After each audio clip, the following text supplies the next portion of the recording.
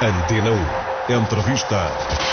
Rui António Macedo Alves nasceu a 10 de setembro de 1959, professor, engenheiro civil e dirigente desportivo.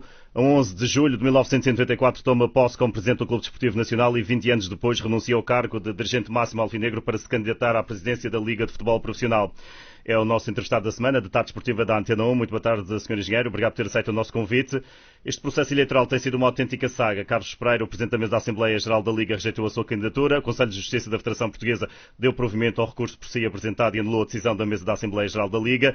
Agora foi a vez de Mário Figueiredo afirmar que o Conselho de Justiça da Federação Portuguesa de Futebol não tem competência nem legitimidade para pronunciar-se sobre as eleições na Liga de Clubes e interpôs uma providência cautelar para travar os acórdãos do Conselho de Justiça da Federação Portuguesa de Futebol proferidos até o momento.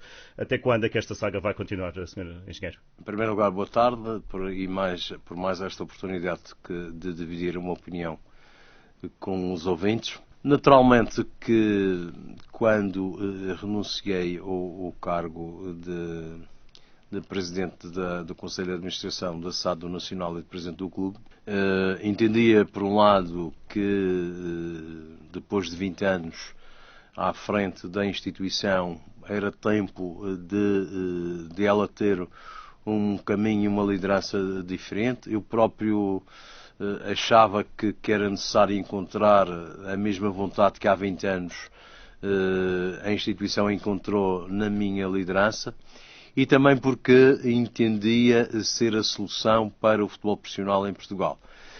Não sabia que ia, digamos, passar uma saga como aquela que aconteceu.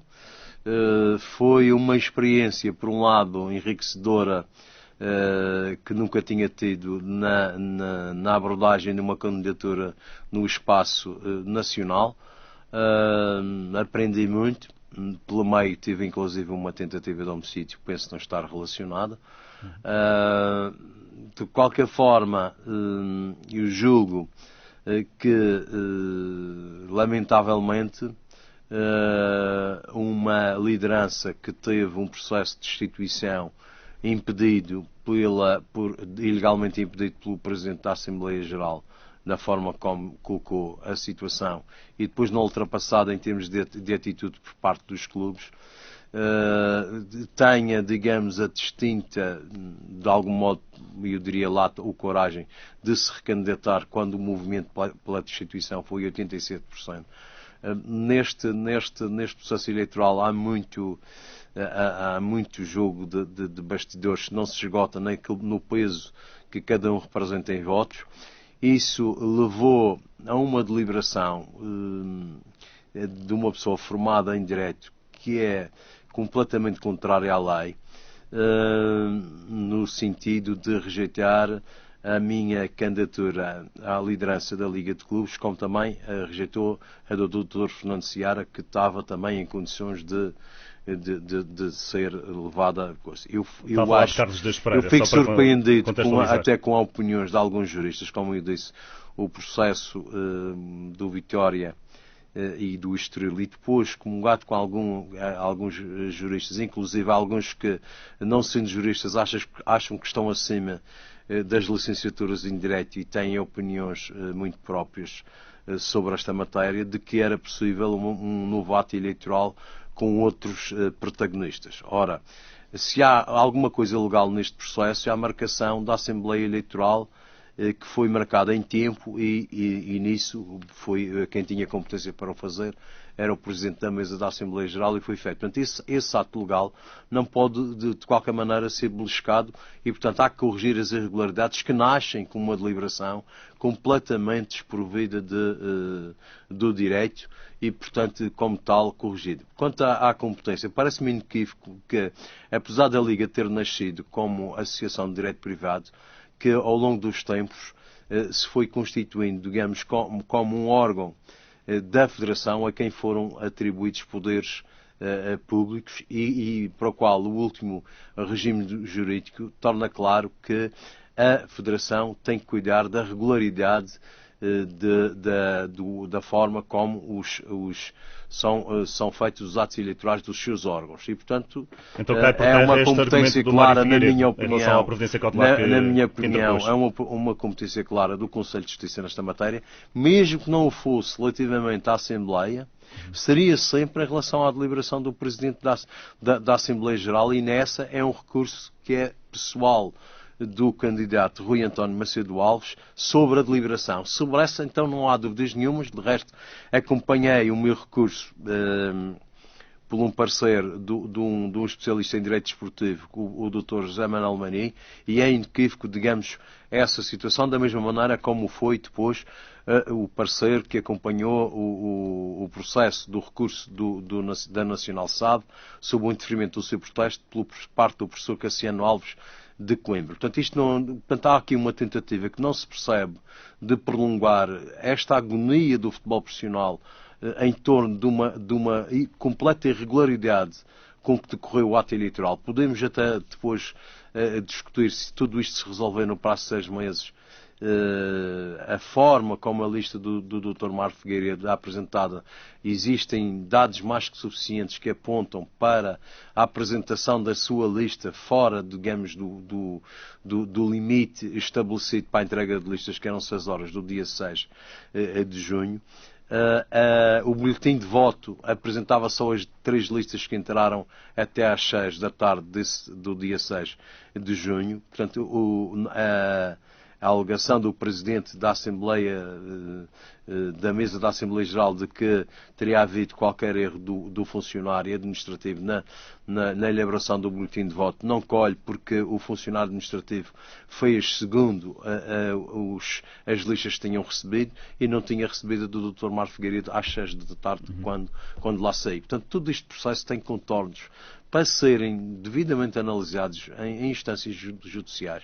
Não o foram até agora, porque entendemos que há que resolver no âmbito próprio, digamos, toda a legalidade do processo. De resto, Portugal, nesse aspecto, permite-se ter, digamos, decisões desta natureza sem depois ser difícil a responsabilidade até civil pelos custos que impõe a quem para ver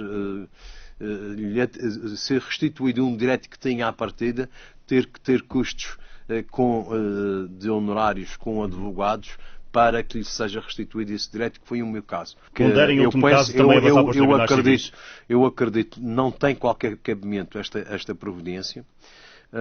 Eu acredito até que a única pessoa notificada até agora no processo, a Federação não tem neste momento qualquer notificação, que é estranho para uma providência cautelar, o que aponta para, ou ela está mal redigida, e portanto o único despacho que tem é para o Dr. Mário Figueiredo, para discutir eventualmente, aclarar, digamos, os seus motivos. Não vejo que tenha outro objetivo que não adiar e prolongar esta agonia. Julgo que num assomo de dignidade final de exercício de mandato, o Sr. Carlos Dias Pereira, depois de tudo aquilo que protagonizou, teria uma oportunidade de ajudar um momento especial que o futebol profissional passa em Portugal, que era marcar as eleições e cumprir com os acórdãos do Conselho de Justiça e não qualquer outras opiniões de advogados ou pseudo-advogados. Mas não vai poder marcar enquanto houver esta providência cautelar. Quero dizer que é com tristeza que pela primeira vez no quadro de uma candidatura nacional, o madeirense está mais próximo de ganhar uma eleição, que dos 33 clubes interessados que foram arrolados nos processos, quer no meu, quer no processo do Nacional, tínhamos tido apenas uma única reação de um clube regional, no sentido de que eu não teria competência, por um lado, de fazer o recurso e, por outro lado, de que a deliberação estava ilegal, mas que naquilo que dizia respeito à minha candidatura, ela tinha sido bem tomada. Portanto, quando a Madeira chega por via clubística a este estado de coisas, é com tristeza, como ser humano, que eu refiro neste programa. Foi das coisas que mais me magoou em toda esta saga, digamos assim, toda esta novela triste do Estado de Direito, foi o clube foi um clube que se apresentou, digamos, como contrainteressado a argumentar contra, digamos, a possibilidade de ser candidato. Portanto, não sei o que é que de facto aflige a Madeira neste sentido, e quando por motivos clubísticos, digamos, nós esquecemos a nossa condição do lugar onde nascemos, acho que chegamos ao fim em termos da nossa condição humana, portanto não sobre isso. Mas eu fui o Presidente Carlos Pereira, também Presidente do Clube Sport Marítimo. Tenho que fazer aqui a distinção entre o Carlos Pereira, Presidente do Marítimo, e o Carlos Deus Pereira, que é o Presidente da Mesa da Assembleia Geral da Liga Portuguesa de Futebol. Também disse recentemente que nenhuma das candidaturas servem ao futebol português. O Carlos Deus Pereira, mas não estou a falar do Carlos Pereira do Clube Sport Marítimo. Disse que recentemente nenhuma das candidaturas, quer do Sr. Engenheiro Rui Alves, quer de Fernando Seara, quer do Mário Figueiredo. Quem teve um papel tão ativo na eleição do Dr. Mário Figueiredo e a forma como esta liderança foi coisa, não pode estar de acordo com projetos de mudança. Portanto, só pode estar de acordo com o Mário Figueiredo de hoje e com uma lógica de continuidade perante aquilo. Portanto, essa parte não me surpreende, e as pessoas são livres de opinar, porque depois de se defender tanto o Dr. Fernando Seara, depois foi achincalhado quando tomou uma atitude digna de não aceitar que aquilo que lhe fizeram relativamente à apresentação de uma lista que não era por si subscrita, teve a dignidade de dizer: eu sou um homem de conceito, gosto de comentar o desporto e de viver o futebol, mas não me sinto preparado para este tipo de jogo de bastidores. Foi logo achincalhado por quem, no caso, o Presidente da SAD do Marítimo, por quem inicialmente se revia a 100% da sua linha. Portanto, a coerência e as incoerências, portanto, veja-se num processo como é que o Nacional passa de uma acusação de uma atuação terrorista num almoço, que eu me surpreendo, eu tive no almoço, não vi nenhum ato, depois antes vi um convívio salutar de duas direções, e portanto eu nunca, mesmo como Presidente, nem admitiria, nem como ex-Presidente, me aceitaria que num almoço entre clubes que o factor político tomasse conta do almoço sobre qualquer protesto. Se fosse essa a intenção, não tínhamos feito convites oficiais. O próprio Presidente do Governo estava convidado e, portanto, eu não aceito que a nossa vida não chegue para nós. É que passamos de terroristas a exemplo. Portanto, agora, num processo que nada tem a ver com o processo que o Nacional teve, no âmbito, digamos, da utilização dos direitos de imagem de atletas, onde viu, digamos, serem absolvidos, digamos, das acusações que por si o Ministério Público tinha atuado, onde deviam ser absolvidos, mas num quadro em que estávamos a falar de um processo que a própria inspeção dizia que se calhar não haveria muito sentido, que ele foi claro em relação à forma como tudo tinha acontecido, mas mesmo assim a reivindicação do Ministério Público era de 175 mil euros. E atuava sobre o ano de 2005, quando se quer comparar pagamentos feitos sistematicamente em dinheiro, e estamos a falar de 6 milhões de euros, quando 6 milhões de euros são comparados com 175, com procedimentos completamente... Agora o Nacional já serve de exemplo porque fomos absolvidos.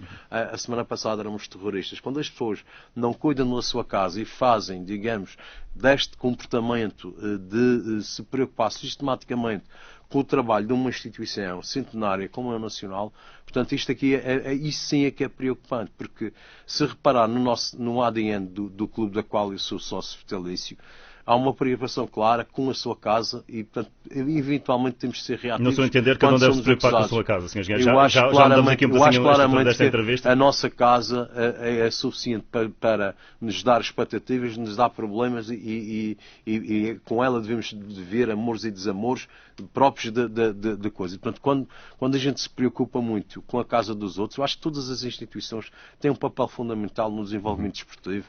Não devemos nos colocar naquilo que o desporto podia existir só connosco, e existir o desporto na Madeira e existir só com o Nacional. Não faria sentido. Todos os clubes independentemente da sua dimensão, são importantes para este fenómeno de inclusão social que é feito através do desporto dos nossos jovens e depois na forma como os nossos adeptos e sócios vivem os resultados e transportam para a sua vida pessoal essas alegrias de competição. Portanto, é o engenheiro candidato que está a falar nesta altura? Todos eles são importantes. O candidato, porque eu disse numa entrevista que eu sou candidato do futebol profissional e dos 33 clubes, e isto é uma coisa que também está na minha estrutura como pessoa, de não transportar questões pessoais para a minha gestão estrutural de qualquer instituição. Preocupo-me neste momento com o futebol profissional, com a organização e com o modelo económico que essa organização teve e esse caminho. E os artifícios que se arranjaram à volta da transmissão televisiva, do quadro dos operadores existentes para se perpetuar no poder. Portanto, há aqui uma clara, eu diria, uma clara colagem de sobrevivência que eu temo que tenha muito a ver com o facto de estar a gerir uma casa sem contas aprovadas, sem orçamento aprovado, e espero que alguns dos clubes consigam mobilizar-se para que o Ministério Público, de uma vez por todas, entre na Liga, porque é uma instituição a quem são conferidos poderes públicos, não pode estar a gerir e um presidente a assinar cheques sem ter orçamentos aprovados pelos seus associados e sem ter contas aprovadas. Então, a Liga não está falida, Sr. Engenheiro. Fazendo coisa. Há um processo muito complicado do ponto de vista económico. Há, digamos, um afastamento claro pela descredibilidade descredibilização que todo o fenómeno sofreu relativamente à sua aproximação do mundo empresarial. O futebol é muito forte, mas pelo seu mediatismo tem que ser muito bem gerido e competentemente gerido e de forma a que os interesses coletivos da família dos clubes profissionais, todos, se sobreponham a interesses particulares deste ou daquele clube, independentemente da sua dimensão. É assim na Premier League, é assim na Bundesliga, é assim na Liga Francesa, é assim na Liga Italiana. Mas, a Liga está falida mesmo. Se a Liga não arranjou um modelo económico da forma de assumir custos e confundir sempre custos com receitas, se neste momento, com o afastamento do mundo empresarial do fenómeno, não tem receitas e não tem forma de assumir custos, porque isto é um modelo económico completamente perverso, porque imaginemos que a Liga é o master franchising de uma marca que se chama Liga Portugal. Este master tem 33, agora 34 franchisados que pagam praticamente por igual o seu funcionamento com esta confusão de receita e de despesa.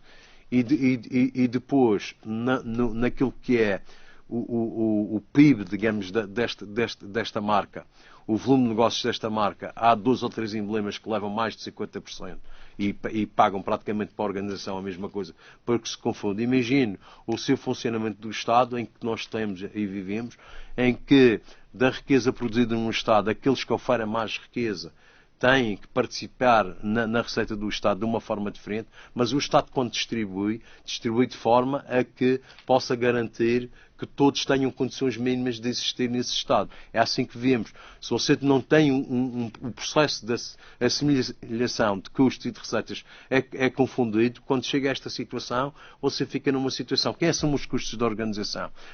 A Liga, num processo em que teve muita sponsorização, veio a ter custos e a assumir custos, digamos, no desenvolvimento da sua arbitragem, que neste momento tem anualmente que assumir 6 milhões de euros relativamente ao custo de arbitragem. Se não tem participação efetiva e distribuída como devia ser por percentagem do orçamento dos clubes, se não conseguir um quadro de receitas estrutural onde, independentemente de ter centralização ou não de direitos, uma parte daquilo que é da solidariedade resultante dos direitos televisivos está na receita da organização, onde as transferências dos jogadores fazem-se jogando dentro da organização e, contrariamente à Argentina, é um exagero que são 23,75 cada jogador que é transferido.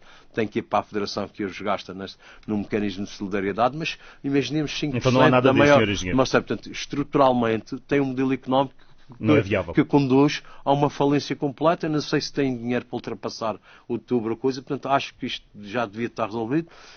A vontade e o equívoco de alguma comunicação social relativamente às grandes motivações do Dr. Mário Figueiredo, que é, digamos, a defesa do equilíbrio, não deixando que o operador A ou B que domina o mercado ou em monopólio ou não. Eu acho que Portugal tem de facto, pela sua economia, todas as características para o aparecimento de vários monopólios que não quer dizer que sejam piores ou melhores. Muitas vezes a relação do monopólio com o seu cliente é melhor do que o oligopólio e o sistema de cartel. Mas quando diz que o Mário Figueiredo se afasta do mundo empresarial, está a dizer que se afasta da Oliveira Esportes? O afastamento da Oliveira Esportes foi um motivo que levou a alguma comunicação social a lhe dar algum apoio, como se o mal da fita fosse o Sr. Joaquim Oliveira, a quem o futebol profissional e o seu desenvolvimento, independentemente de... Eu fiz vários contratos e nunca fui coagido a fazer o contrato.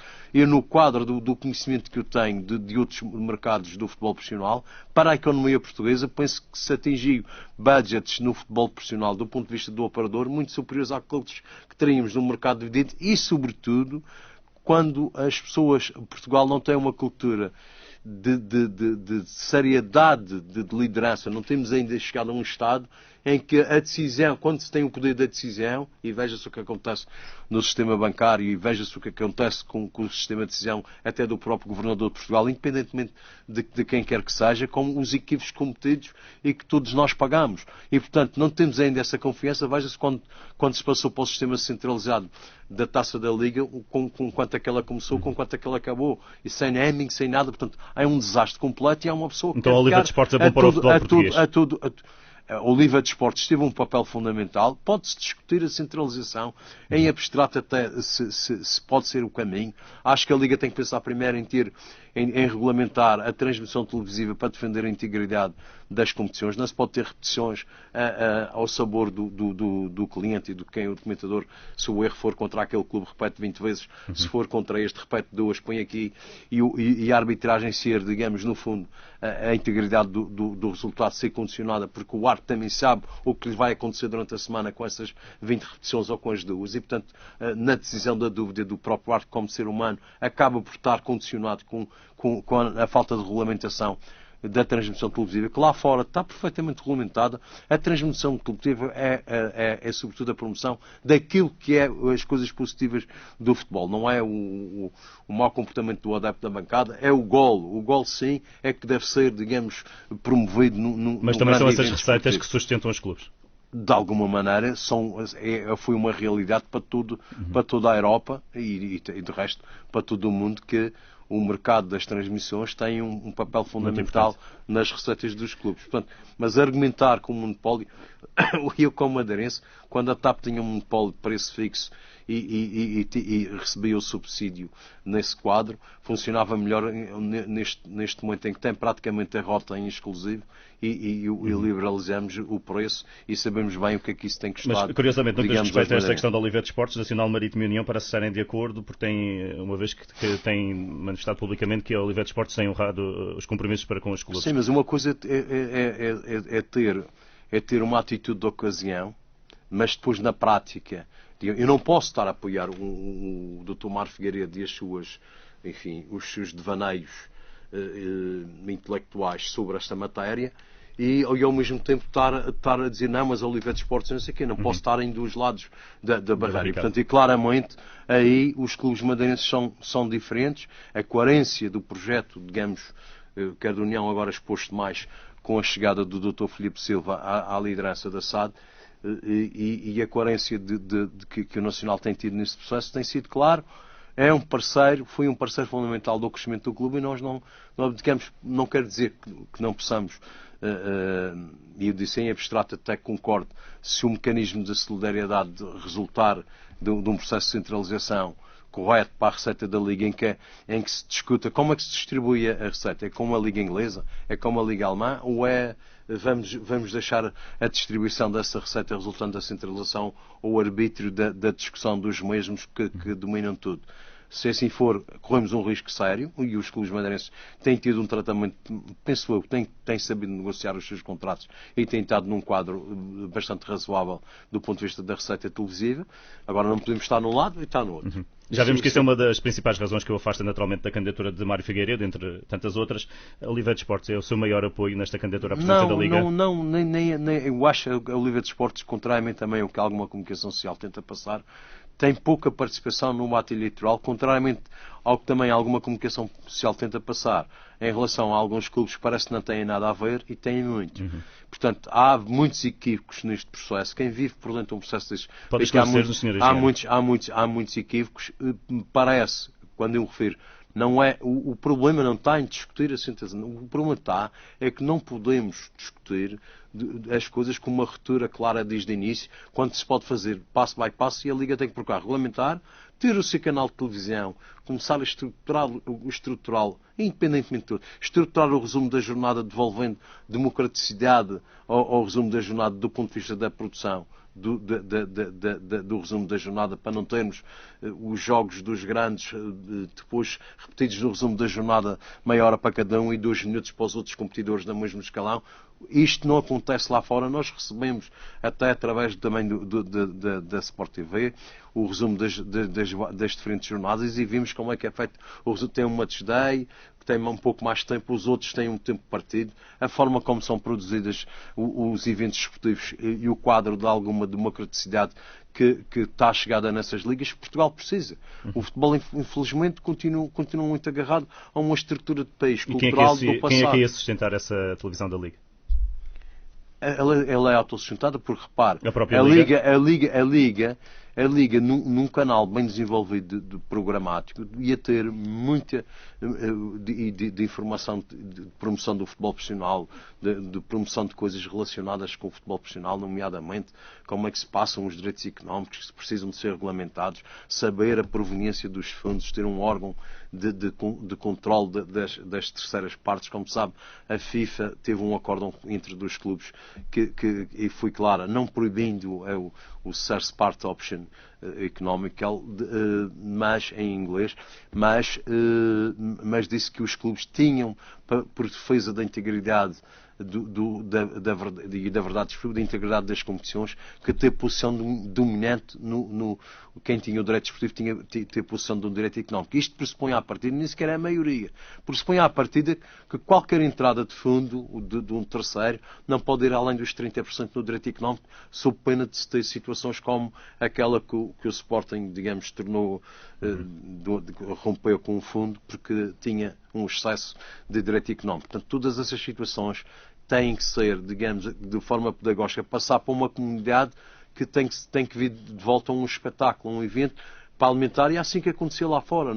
Eu tive durante 9 anos na direção da Liga, isso, em parte, nós tivemos um cidadão português à frente das ligas europeias, talvez a pessoa com maior profundidade conheça o direito desportivo comparado entre as diferentes ligas, que é o Dr. Emanuel Medeiros, com quem tenho o prazer de privar em alguns momentos. Como sabe, veio até ao centenário fazer uma excelente participação quando fizemos aquele acontecimento no Teatro Baltasar Dias, no nosso teatro municipal, em que o doutor participou, e há a pessoa com mais conhecimentos profundos comparados, e que sente com tristeza como a Liga Portuguesa há muitos anos, do ponto de vista estrutural, organizativo, se afastou daquilo que estão as suas mais próximas ligas europeias. E, portanto, é isto que está em causa. Isto está em causa, tem que ser, digamos, o coletivo, a família dos participantes no futebol profissional, se quiser de uma forma maçónica até de viver, digamos, o conceito de família de um setor da nossa vida coletiva, que tem que ser protegidas acima do interesse deste e daquele, porque quando todos forem protegidos de uma forma sustentada, a incerteza do resultado aumenta e, portanto, sobe a qualidade necessariamente, e o público convive melhor com a verdade esportiva, portanto, é defender mais a integridade da competição, convive mais, tem mais vontade de ir aos estádios. Essa televisão, muito rapidamente, Sr. Engenheiro, até porque o nosso tempo está a esgotar, essa televisão não ia afastar portanto, a Liga do principal operador de televisão em Portugal? Não tem necessariamente que acontecer. Ou são duas coisas à parte? Ela própria poderá contribuir para a melhoria da qualidade da transmissão, porque depois de ter o contribuir, mas não monopolizar, é isso? Os próprios Estados podem até ser apoiados pelo interesse público da Comissão de terem uma rede de cabos para que os operadores, e a forma como é transmitido o jogo, exemplo do que fez a Liga Alemã, que produz os seus espetáculos e depois os vende, a Liga até podia chegar à produtora e vender para um operador. Portanto, a colocação neste mundo é muito diferente. Este século mostra isso, a relação do poder. Quem não percebeu isto, muitos líderes acabaram por se perder no caminho, porque não perceberam o grande advento, digamos, da comunicação global. E esse é um dado adquirido. Temos que conviver com esta alteração e saber enfrentá-la no sentido de melhorar a qualidade. E, portanto, a Liga não tem nada a perder em começar a produzir o seu canal, aproximar-se do conhecimento, ajudar a melhorar, e se for a Liga a produzir, mesmo num contexto que venda um operador, tendo apoio até para que todos os Estados tenham as mesmas condições e todos os jogos sejam transmitidos com o mesmo número de câmaras, que as repetições sejam as mesmas para todos os clubes, promovendo mais a repetição do gol e não do erro de arbitragem. Muito bem, já percebemos essa ideia, Sr. Engenheiro, porque já fez referência. Pode confirmar a informação de que tenho, e naturalmente é uma informação apenas, de que reuniu com Joaquim Oliveira logo que saiu o comunicado do Conselho de Justiça da Federação Portuguesa de Futebol? Eu tive um almoço, já tinha tido outros, portanto é uma pessoa das minhas relações pessoais e faz questão cada vez que eu estou em Lisboa de me dizer liga que se puder tenho todo o gosto de tentar a jantar ou a almoçar. Almocei de facto com o Sr. Joaquim Oliveira, naturalmente que mostrei, digamos, a minha preocupação. É naturalmente que quando está num negócio você tem que estar a preocupação com a degradação do seu produto, um produto tão bom que é um espetáculo, digamos, que toca profundamente a cultura dos portugueses, estar a ser sistematicamente colocado da maneira como o está a ser, afastando as pessoas dos Estados e qualquer adepto sentir-se defraudado, digamos assim. Mas as vossas ideias convergem, Sr. Engenheiro, quer do Engenheiro Rui Alves, candidato, quer do Joaquim Oliveira, presidente da Oliveira Desportos? Muitas vezes não convergem, e eu acho até que, portanto, uma situação que você tem um controle de um setor, você tem que ser o seu principal crítico e dizer, porque você quando se conforma com os acontecimentos acaba por não estar sistematicamente em disputa a sua presença no sentido de melhorar cada vez mais a qualidade. Acho que a qualidade da transmissão televisiva devia ser mais uniformizada em todas as coisas, só tínhamos a ganhar de ter um espetáculo muito bem produzido. E nesse aspecto às vezes discordamos, pelos valores às vezes que são envolvidos, e também eu percebo neste momento o desgosto de uma pessoa como o Sr. Joaquim Oliveira de ver que alguns clubes que se associou, digamos, a projetos de sustentabilidade do futebol profissional, nomeadamente na segunda liga, e tem havido alguma injustiça na forma como tem sido tratado até publicamente, sem uma tomada de posição dos clubes. Veja-se, portanto, no quadro, digamos, do ruído que o Dr. Mário Figueiredo fez ao longo deste tempo todo. Aliás, ele diz mesmo que o poder da Oliveira Desportos está a acabar. Sim, mas eu não sei que poder é esse, que eu nunca senti esse poder, porque eu nunca fui condicionado a nada nas negociações que tive de contratos. Coloquei-me na defesa dos interesses do Nacional. Naturalmente que a outra parte coloca-se na defesa dos seus interesses. Há uma conjugação depois de pontos de vista, fecha-se contrato. Nunca senti que esse poder tivesse qualquer coisa a ver com o meu desempenho enquanto presidente ou o desempenho do meu clube, não é? Sr. Engenheiro, já acabamos por também mudar um pouco o rumo da nossa conversa em virtude daquilo que foi fluindo ao longo, naturalmente, dos últimos minutos. Deixe-me voltar apenas às eleições, porque não me respondeu. Já acabou por responder dizendo que realmente o Conselho de Justiça da Federação Portuguesa de Futebol tem legitimidade para decidir em relação a estes casos. Sim, aliás, foi o caminho que foi Pergunto-lhe apontado apenas pelos meus juristas. se pondera avançar em último caso para as instâncias civis. Não, neste momento não. Neste momento ponderamos estamos também havia uma outra hipótese, no caso do Sr. Carlos Deus Pereira eu está-se a colocar numa posição de abuso de poder sem sombra de dúvidas. Espero que tenha um bom senso de não fazer. Tem havido alguma inflexão nos últimos dias, digamos, do seu posicionamento, mais aberto, digamos, a marcação. de o próprio Conselho de Justiça fazer essa marcação. É uma possibilidade. Não há razões agora para Carlos Dias Pereira não marcar as eleições, apesar desta providência cautelar de Mário Figueiredo, ou ainda vai condicionar? Se não for convocado, se o Sr. Carlos Pereira não for notificado a nada, essa providência cautelar passa-lhe ao largo. Portanto, ele tem os acórdãos para cumprir, marca, isso é um problema que segue no Tribunal, independente da marcação das eleições, não é? Portanto, não há razão para ele não marcar as eleições. É que tinha que lhe notificar, a dizer: o Sr. Carlos Pereira tem estas coisas, não cumpre, que há aqui uma providência. Se receber nesse sentido, obviamente, que se aceita, que aguarde. Se não receber convocatória, se não for notificado para nada, naturalmente que não há razão nenhuma. Se para não marcar as eleições. Para o Tribunal, eu não sou parte, tenho que cumprir com aquilo que vem do Conselho de Justiça. Considera que houve ações concertadas entre Mário Figueiredo e Carlos Dias Pereira, o Presidente da Mesa da Assembleia, no sentido de manipular todo este ato eleitoral? No ato da deliberação do Presidente, há uma concertação entre ambos que vem desde que o Sr. Carlos Dias Pereira impediu a destituição, da forma como fez. Isso é mais que evidente.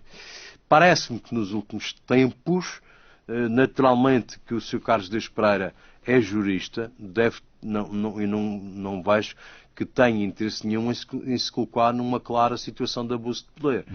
Há também aí alguma alteração que penso pode ser benéfica para o futebol. Até porque uma das razões porque o edifício estatutário da Liga está construído no sentido das eleições poderem ser apresentadas e disputadas listas a listas para os órgãos, de forma diferente, tem a ver com não haver um controle piramidal de poder único à volta do Presidente.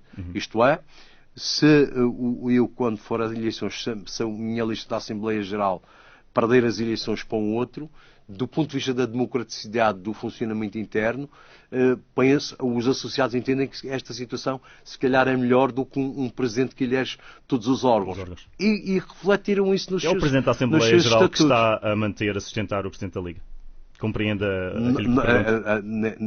foi o Presidente da Assembleia que sustentou com a sua deliberação uma candidatura. Foi o Presidente da Assembleia que não analisou a irregularidade dos subscritores do Sr. Mário Figueiredo, que foi agora vista pelo acordo do Conselho de Justiça. Se vão ser precisas de 4 subscritores e só 2 é que, mesmo assim, o Conselho de Justiça deixou passar por causa do papel timbrado, que mesmo nesses era discutível que fossem representativos da vontade daquela SAD, mas com duas subscrições, esta lista nunca podia ser... Neste momento, o único candidato legal, tendo em conta os acordos do Conselho de Justiça da Federação dois candidatos legais. É o Dr. Fernando Seara e o Engenheiro Rui Alves. Sim. Portanto, é isso que está... Portanto, que Fernando Seara não avança. Eu ganhei também, nestas coisas não se perde tudo, nestes processos mais complexos, um conhecimento com o Dr. Fernando Seara que eu posso hoje publicamente dizer que foi uma pessoa, foi um amigo que ganhei em todo este processo e que se sentiu violentado com a forma como isto tudo passou, não tendo vivido situações destas por dentro, entendeu que não encontrava disponibilidade mental e intelectual para a sua candidatura. Mas é uma reserva que só a ele pertence. Não é? Nesta altura, o único candidato que podia ter sido eleito era o Sr. Engenheiro. Se no protesto apresentado pelo Nacional e pela União na Assembleia Geral, se fosse deferido pelo Presidente da Mesa, nesse exato momento eu era eleito Presidente da Liga. Neste momento eu poderia estar aqui a falar com o Presidente da Liga de Futebol Profissional. Era mais difícil a minha deslocação para este lugar. Podia, com certeza. Portanto, isso far-se-ia justiça a todo este processo. O processo eleitoral não é tudo ilegal. A marcação da Assembleia... Não está a dizer ilegal, já foi considerado nulo, não foi? Não foi considerado nulo, digamos... O ato eleitoral em si, depois da deliberação, não foi considerado nula a marcação da Assembleia Geral, porque esta é uma Assembleia Geral ordinária eleitoral que tem contornos muito diferentes. É como você marca as eleições para a Assembleia da República, imagino que todos os partidos começam a fazer irregularidades. Não vai marcar outras eleições, vai corrigir as irregularidades cometidas, como são feitas às vezes na repetição de atos eleitorais de mesas. Não vai anular, ou quando estávamos na presença de uma eleição para a presença da República, em que o Dr. Álvaro Cunhal, o saudoso, sobretudo para aquilo que representa para a nossa democracia, com defeitos e virtudes, obviamente, mas quando o doutor pede ao eleitorado do PC para fechar os olhos e votar no Dr. Mário Soares, ele diria, como alguns juristas e alguns pseudo-indivíduos que nunca frequentaram a Faculdade de Direito, que acham que sabem mais do que os advogados e exultam até quando são acusados, que diria o doutor Álvaro Cunhal diria para marcar novas eleições com outros candidatos porque tinha perdido o seu. Portanto, ou seja, não é assim que as coisas passam. O que é legal é legal, o que é legal é legal, o que tem que ser corrigido é o que resultou de uma coisa que foi considerada ilegal. Foi a deliberação do Presidente da Assembleia Geral que rejeitou a entrada de 2 candidaturas e aceitou a única que não podia ter aceito. E, portanto, isso é que tem que ser corrigido. Não há dúvida nenhuma de repetir um ato em condições legais. E, portanto, a marcação da Assembleia de coisas e as expectativas criadas em todo o preenchimento de terceiros, isso tem que ser cumprido. Portanto, não há nada quanto a isso. Portanto, o Rui Alves perder as eleições disputando-as legalmente não tem absolutamente nada contra. Sr. Engenheiro, se no final de todo este processo não for eleito Presidente da Liga Portuguesa de Futebol Profissional, pondera regressar ao Nacional? Neste momento não pensei, não estou em condições de lhe responder. Portanto, naturalmente que essa situação ao ocorrer determinaria, digamos, um espaço e um caminho e portanto, quando se percorre caminhos, o nosso... eu costumo dizer que sou filho cultural do Edgar Morin, que foi um pensador que modificou toda a minha forma de estar. Considero-me talvez o único intelectual dos dirigentes do futebol, porque infelizmente não são muito dados a abordar. Eu sou um consumidor de conhecimento variado, histórico, filosófico, político. Portanto, não pensou nisso ainda, Sr. Engenheiro? Não pensei. Ou seja, o caminho que faz caminho. Que se faz caminhando. Olha um grande livro do Edgar Morin, feito com 90 anos, numa entrevista transformada em livro, chama-se Edgar Morin, o seu caminho. Aconselhava toda a gente a ler, que conseguia perceber muito bem muitas das coisas do mundo e do ser humano. Antena 1. Entrevista.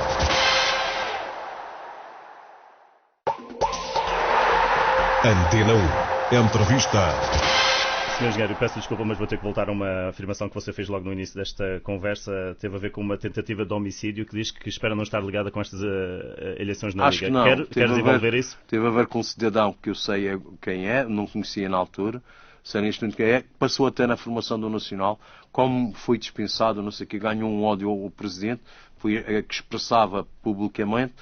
Infelizmente, provavelmente não irei sequer apresentar queixa, porque o referido cidadão teve 2 tentativas de suicídio este ano. Uma pessoa, quando perde o respeito pela sua vida, é muito difícil ter respeito pela vida dos outros. Portanto, foi uma situação muito complicada, muito dura. Foi muito próxima, digamos, de perderem o Rui Alves em qualquer circunstância e, portanto, isso transformou também a minha relação de alguma maneira com a própria situação da minha existência. É um homem diferente agora?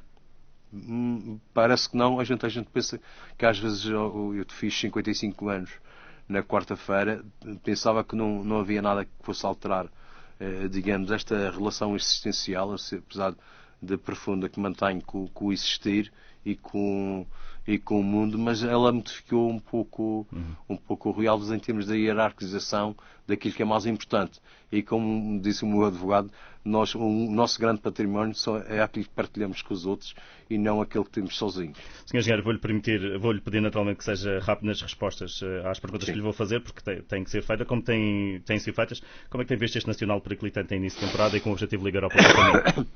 Nós não foi pensado, inicialmente pensado por mim, depois pela estrutura atual, que quanto cabeças de série íamos ter o sorteio que perdemos alguns jogadores, digamos, a adaptação dos novos nem sempre é rápida. Podíamos ter como cabeça de série um adversário que também tivesse em início de campeonato, numa configuração também do seu plantel. Fomos encontrar um sorteio em que somos cabeças de série, não só um adversário difícil, primeiro, segundo do seu campeonato e a meio do seu campeonato com uma estrutura feita. Tivemos de facto um rombo nas expectativas criadas para esta época e o início do campeonato, o nosso próprio campeonato, também não foi aquilo que esperávamos.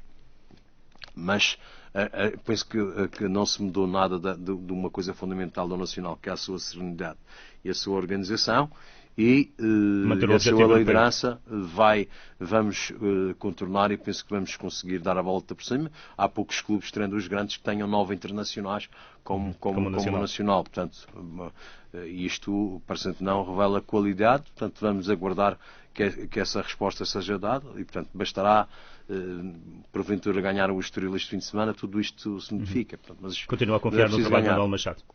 Sem dúvida nenhuma. Acho que já disse para mim, agora já não posso decidir, mas na minha opinião o professor deve continuar na nossa casa assim quiser, e se tivermos possibilidades do ponto de vista económico ou financeiro de suportar a sua exercício da sua profissão. Como é que vê o pagamento pelo Governo Regional da Madeira ao Marítimo, à SAD do Marítimo, em termos de subvenções públicas, quando o Governo da República não o tinha permitido? Isso, 40, os problemas da casa são suficientes. Tenho, portanto, com este governo durante muito tempo, tive também relações muito próximas com o atual Presidente do governo, que é a sua visão do desporto, e naturalmente, se decidi assim, deve ter encontrado razões para o fazer, e portanto eu não tenho... É uma decisão pacífica. Eu não tenho razões para opinar sobre isso. Portanto, eu acho que sustento. Portanto, a única discordância como cidadão que tive, mais do que como presidente do clube, foi do ponto de vista de gestão, que foi a transferência de um bem público para a esfera do domínio privado. Isso aí é uma marca que eu referi na altura, portanto, que não ficou bem. Mas aqui vamos vivendo. Acho que, de qualquer forma, aquilo que foi a visão do Dr. Alberto João sobre o fenómeno desportivo da Madeira e alguma democracia que conseguia impor às vezes contra tudo e contra enfim, uma tentativa de hegemonia por parte que sofremos todos por parte do Marítimo na Madeira. O Dr. Alberto João, apesar de ser adepto e sócio, penso eu também, do Marítimo, conseguiu ter alguma democracia no tratamento dos vários aspectos do desporto, e portanto então confia no Presidente do Governo Regional para resolver esta situação, então? Confio, e confio também em algumas coisas que estão pendentes, nomeadamente acertar o passo relativamente, digamos, ao apoio que deve ocorrer em tempo nas épocas. Como sabe, passamos a época 2013, 2014, e portanto não foi muito difícil. Resultaram aí encargos financeiros indiretos muito grandes na vida das instituições, porque e não venham que isto é igual para as SADs de futebol como é para todo o desporto, não é verdade.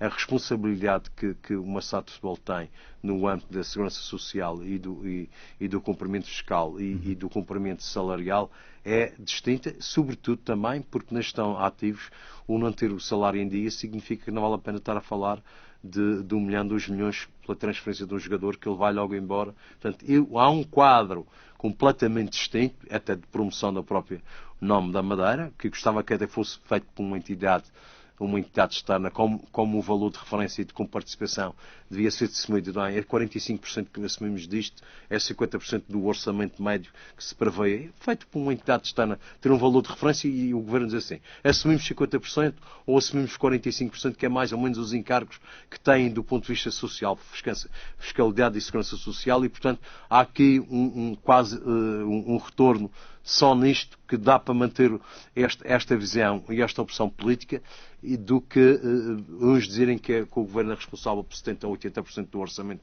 dos clubes, outros dizem que é 40%, outros dizem que preferiam um quadro comunicacional mais correto, era bom para o Governo politicamente e para quem dirige os clubes.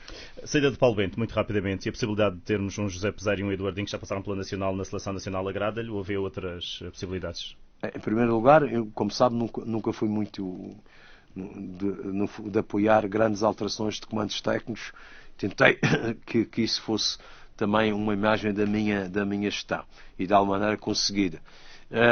Mas já que aconteceu, não é? Aconteceu porque o Presidente da Federação e o técnico que agora sai tiveram um entendimento da existência ou não existência de condições. Portanto, naturalmente que, por exemplo, o professor Zé Peseiro, eu tenho uma referência da sua competência que acho que é muito grande, e não foi, nem teve muitos favores, digamos, da comunicação social relativamente àquilo que fez em Portugal. mas os presidentes de onde ele passou sabem, e deviam até ter a oportunidade de expressá-lo publicamente. No caso do Nacional, temos agora uma situação um pouco equilibrada com a presença sucessiva do professor Manuel Machado, mas o Peseiro trouxe o Nacional da segunda B à primeira e trouxe sobretudo para o Nacional uma organização que o Nacional não tenha uma visão da organização que o dê corpo. E, portanto, é um treinador de referência na história do Nacional e, portanto, naturalmente, que entre várias escolhas me agradaria e acho que a nossa seleção ficaria com uma competência assegurada no comando das coisas, que é aquilo que nós queremos. Tem outra escolha? Ou já pensou nisso? Tinha outra escolha? A nível pessoal, tinha outra escolha para a seleção do Nacional? A partir do momento que eu puser a hipótese, neste momento eu não tenho outra escolha. Engenheiro Rui António Macedo Alves, candidato à presidência da Liga de Futebol Profissional, o entrevistado da semana do Antena 1 Madeira Desporto. Muito boa tarde e muito obrigado uma vez mais por ter estado aqui. Obrigado eu, não sei se falei demais, como dizia, por sei do fundo da minha forma de ser aquilo que penso. Isso é que é importante. Antena 1. Entrevista.